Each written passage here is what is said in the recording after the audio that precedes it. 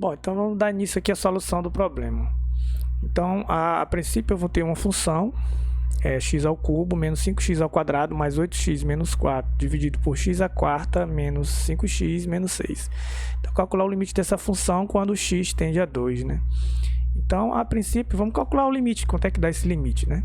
Então, vamos escrever aqui a função f, vou chamar de função f, tá, igual, vamos escrever o numerador, entre parênteses, né? X elevado ao cubo. Então, aqui no canto inferior esquerdo, você pode acompanhar eu digitando o comando da função. Então, eu tenho menos 5x ao quadrado. Então, para colocar o quadrado no x, você coloca o chapeuzinho e o 2. Do mesmo jeito qualquer outro expoente que você for colocar na letra. Tá bom? Aí, mais 8x. Aí, menos 4. Então, esse aqui é o numerador. Então, isso aqui vai ser dividido por, agora no denominador também, entre parênteses, x elevado a 4, menos 5x, aí menos 6. Então, apertando o Enter aqui, eu vou ter a minha função. Então, está ali a função.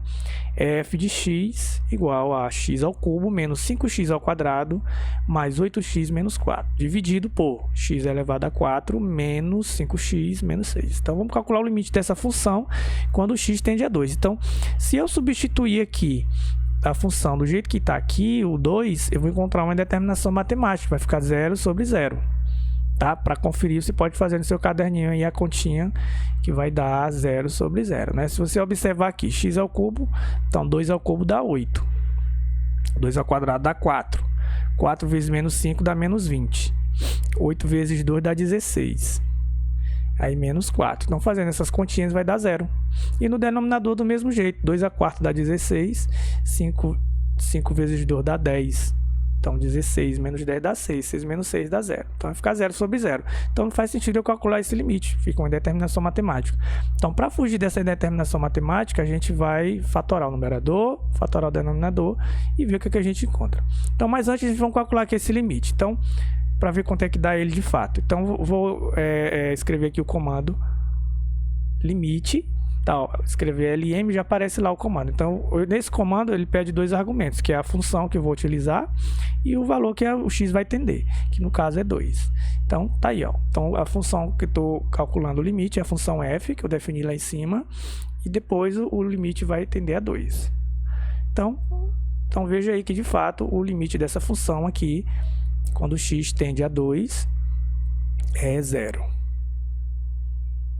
Bom, então, confirmou, beleza, o limite é 0. Agora, como que eu posso verificar isso de fato, né? Fazendo a continha. Então, nós vamos pegar a função f e vamos fatorar. Nós vamos ter que fatorar o numerador e fatorar o denominador. Então, como é que eu faço isso? Então, eu vou usar o comando fatorar. Tá? No caso, eu vou fatorar o polinômio. No caso, o polinômio ali, que seria a nossa função f. Então, fatorar a função f, aí eu pressiono o Enter. Então, ele escreve aí essa função aqui, que é um polinômio, na forma fatorada. Então, fica x menos 2 vezes x menos 1 no numerador, dividido por x mais 1 vezes x ao quadrado mais x mais 3. Então, se você verificar agora, substituindo no lugar do x e no lugar do x colocando o 2, você vai ter 2 menos 2 dá 0. Aí 2 menos 1 dá 1. 0 vezes 1 dá 0. Então, no numerador, você vai encontrar aqui o valorzinho 0. Tá? E no denominador? Então, 2 mais 1 dá 3. Então, aqui 2 ao quadrado dá 4. 4 mais 2 dá 6. 6 mais 3 dá 9. Né?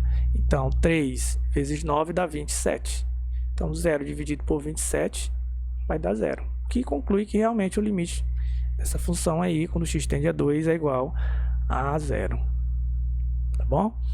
Tá, aí existe também uma outra possibilidade que você pode fazer para verificar isso de uma forma mais interessante. Você pode criar uma função para o numerador, dar um nome para essa função aqui do numerador, dar um nome para a função do denominador e pedir para fatorar os dois. Aí você vai ter a função que é do numerador na forma fatorada e a função do denominador na forma fatorada. Aí depois você vai só eliminar, quem puder eliminar. E aí vai chegar nesse resultado aqui que ele já colocou aqui, que está de cinza. Ele fez direto. Tá bom? Aí para você poder chegar nessa opção aqui. Então, vamos fazer isso na prática. Beleza, então eu vou chamar, eu vou pegar aqui, só copiar aqui, ó, dar 2 cliques. Eu vou copiar aqui essa função do numerador, né, Ctrl C, e vou escrever aqui embaixo, colar, Ctrl V. Quando eu dou Enter, ele já vai... Opa! Deixa eu tirar o parênteses aqui, ficou um parênteses. Então, vou dar Enter, ele já deu um nome para essa função, ó, chamou de H, a função H. Então, esse aqui representa o numerador da minha função. No denominador, eu vou ter também aqui a outra função, que é essa aqui. Então, copia e cola aqui e dá um Enter. Então, chamou ela de P, função P. Então, agora eu vou usar o comando fatorar para os dois. Então, ó, fatorar o polinômio H e dou Enter. Então, ó, olha a forma fatorada do numerador. No caso aqui, ele colocou em forma de potência, né? Vai ficar x menos 2 vezes x menos 2 vezes x menos 1. Então, por isso que está ao quadrado, porque é duas vezes. É x menos 2 vezes x menos 2 vezes x menos 1. Tá bom? E vamos fatorar agora o p de x. Então, fatorar polinômio p. Então, vai ficar, ó, x menos 2 vezes x mais 1 vezes x ao quadrado mais x mais 3. Então, o que vai acontecer? No numerador, eu encontrei isso aqui, ó. Então, x menos 2 vezes x menos 2 vezes x menos 1. Então, 1 dos x menos 2 eu vou cortar com esse aqui que está no denominador. Aí vai gerar somente, tá? X menos 2 vezes x menos 1. Vai sobrar só x menos 2, aqui, ó, vezes x menos 1. Porque 1 dos x menos 2 foi eliminado com o de baixo. E no denominador vai sobrar só x mais 1, que multiplica x ao quadrado mais x mais 3. Beleza? Então, basicamente é isso, né? A gente consegue utilizar o GeoGebra para manipular essas funções e ver o que a gente pode encontrar e entender de fato o problema, tá bom? Então, espero ter ajudado nesse vídeo. Um abraço, até a próxima aula.